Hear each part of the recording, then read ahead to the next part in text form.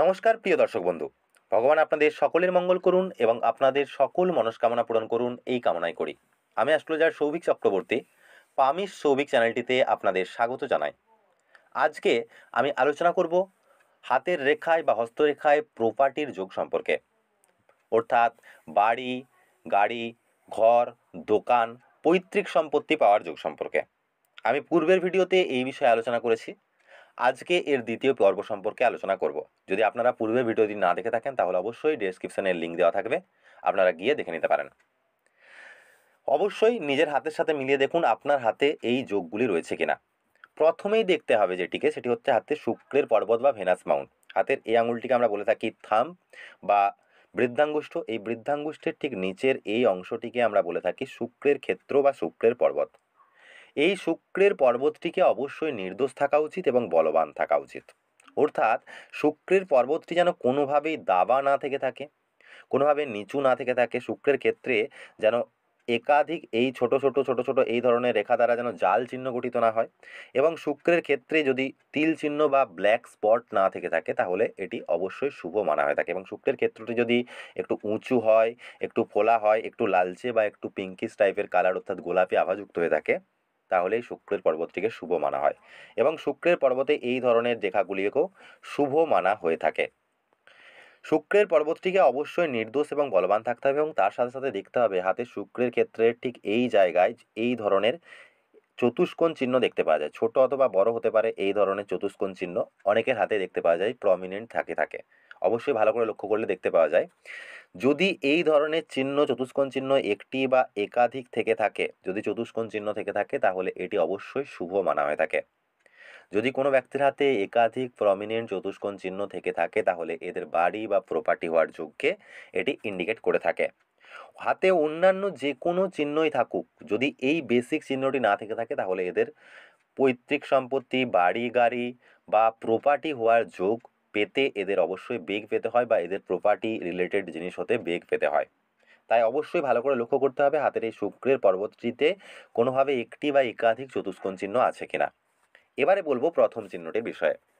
যদি কোনো ব্যক্তির হাতের আপার মার্স বা উচ্চ মঙ্গলের পর্বত, অর্থাৎ হাতের এই জায়গাটিকে আমরা বলে থাকি আপার মার্সের মাউন্ট বা উচ্চ মঙ্গলের ক্ষেত্র, হাতের এই জায়গাটিকে বলা হয়ে থাকে। ভালো করে লক্ষ্য করলে দেখতে পাবেন অনেকের হাতেই এই ধরনের চিহ্ন দেখতে পাওয়া যায়। আপার মার্স মাউন্ট থেকে একটি রেখা এভাবে বেরিয়ে সূর্য পর্বত পর্যন্ত পৌঁছে যায়, অথবা হাতের যে আপার মার্স মাউন্ট থেকে বেরিয়ে এই রেখা সূর্য পর্বত পর্যন্ত গিয়ে থেমে যায়। এই ধরনের যাদের রেখা থেকে থাকে, হৃদয় রেখাকে ক্রস করে একেবারে সূর্য পর্বত পর্যন্ত চলে গেছে আপার মার্স মাউন্ট পর্যন্ত, এই ধরনের রেখাকে আমরা পূর্ব পুণ্য রেখা বলে থাকি। এই রেখা পূর্বের পুণ্যের ফল দিয়ে থাকে। দেখা গেছে যাদের হাতে এই রেখা উৎপন্ন হয় তাদের প্রপার্টি প্রাপ্ত হয়ে থাকে, এবং এরা অনেক বেশি জীবনে জমি জায়গা নিতেও সমর্থ হয়ে থাকে। দ্বিতীয় যে চিহ্নটি বলবো সেটি হাতের ফেডলাইন বা ভাগ্যরেখাটিকে দেখতে হবে। হাতের যে কোনো জায়গা থেকে উঠে, অর্থাৎ হাতের মণিবন্ধ থেকে উঠে একেবারে একবারে শনির পর্বত পর্যন্ত পৌঁছে যাওয়া রেখাটিকে ভাগ্যরেখা বলতে পারি। হাতের এই চন্দ্রক্ষেত্র থেকে উঠে ভাগ্যরেখা শনি পর্বত পর্যন্ত পৌঁছতে পারে। হাতের আয়ুরেখা থেকে নির্গত হয়ে শনি পর্বত পর্যন্ত পৌঁছে যেতে পারে। যে কোনোভাবে ভাগ্যরেখা শনি ক্ষেত্রের দিকে অভিমুখ করে বা শনি পর্বত পর্যন্ত পৌঁছে যায়। ভাগ্যরেখাটিকে দেখতে হবে। যদি কোনো ব্যক্তির হাতের ফেডলাইন বা ভাগ্যরেখার সাথে দুপাশে অ্যাটাচ যদি এই ধরনের চতুষ্কোণ চিহ্ন থেকে থাকে, এইভাবে থাকতে পারে, অথবা এইভাবেও থাকতে পারে, অর্থাৎ এইভাবেও থাকতে পারে।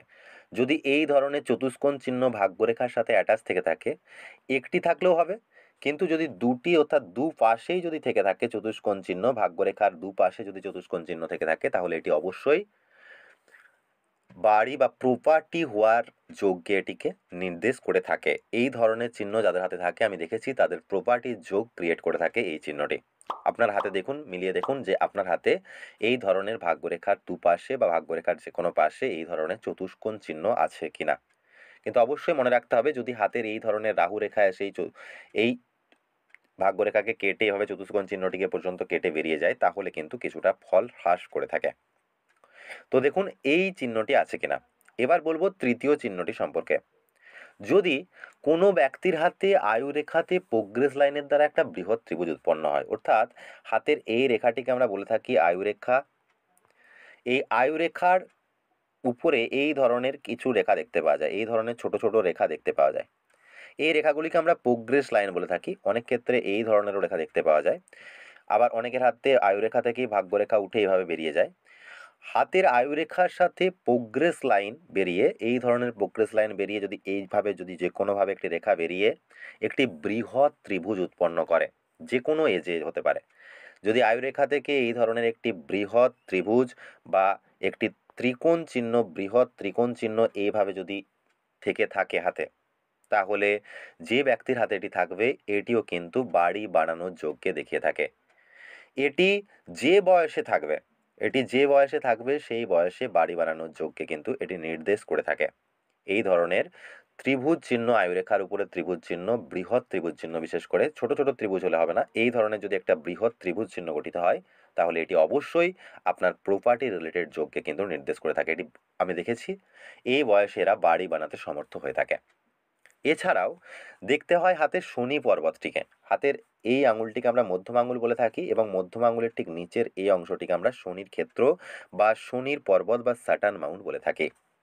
এই শনির ক্ষেত্র বা স্যাটার্ন মাউন্টে যদি কোনো ব্যক্তির হাতে শনি পর্বতে যদি একটি চতুষ্কোণ চিহ্ন, একটি ছোট অথবা বড় যদি চতুষ্কোণ চিহ্ন এইভাবে থেকে থাকে, প্রমিনেন্ট একটি চতুষ্কোণ চিহ্ন থেকে থাকে, তাহলেও কিন্তু এটি পৈতৃক সম্পত্তি বা পুরুষের সম্পত্তি পাওয়ার যোগ্যকে ইন্ডিকেট করে থাকে। এটা যে কোনোভাবে প্রপার্টি পাওয়ার যোগ্যকে কিন্তু ইন্ডিকেট করে থাকে। তাই মিলিয়ে দেখুন আপনার হাতে এই ধরনের চিহ্ন, অর্থাৎ আপনার হাতে এই ধরনের চিহ্ন, অর্থাৎ প্রথমেই দেখতে হবে হাতের শুক্রের ক্ষেত্রে চতুষ্কোণ চিহ্ন রয়েছে কিনা। আর তারপরে আপনাকে লক্ষ্য করতে হবে হাতে উচ্চ মঙ্গলের ক্ষেত্র থেকে কোনো রেখা বেরিয়ে এইভাবে সূর্য পর্বত পর্যন্ত পৌঁছে গেছে কিনা। তারপর আপনাকে লক্ষ্য করতে হবে হাতের ভাগ্যরেখার দুপাশে যদি কোনোভাবে এই ধরনের, যদি ভাগ্যরেখার দুপাশে কোনোভাবে এই ধরনের যদি চতুষ্কোণ চিহ্ন গঠিত হয়েছে। এছাড়াও আপনাকে লক্ষ্য করতে হবে হাতের এই আয়ুরেখার সাথে অ্যাটাচড হয়ে কোনোভাবে যদি বৃহৎ ত্রিভুজ চিহ্ন গঠিত হয়, এই ধরনের বৃহৎ ত্রিভুজ চিহ্ন গঠিত হয় এবং তার সাথে সাথে হাতের শনি পর্বতে যদি কোনোভাবে চতুষ্কোণ চিহ্ন গঠিত হয়, এই চিহ্নগুলি আপনার হাতে রয়েছে কিনা। এই চিহ্নগুলি যতগুলি বেশি চিহ্ন আপনার হাতে থাকবে, প্রপার্টি পাওয়ার যোগ বা প্রপার্টি রিলেটেড যোগকে কিন্তু এটি দেখিয়ে থাকে। আবার অনেক ক্ষেত্রে দেখা গেছে যাদের হাতের এইভাবে ভাগ্যরেখার সাথে অ্যাটাচড হয়ে এইভাবে ভাগ্যরেখার যে কোনো পাশে একটি এই ধরনের ত্রিভুজ, বৃহৎ ত্রিভুজ গঠিত হয়, তাদেরও কিন্তু প্রপার্টি রিলেটেড যোগকে এটি নির্দেশ করে থাকে বা এই বয়সে এদের প্রপার্টি পাওয়ার যোগকে কিন্তু ইন্ডিকেট করে থাকে। তো মিলিয়ে দেখুন আপনার হাতে কতগুলি চিহ্ন রয়েছে।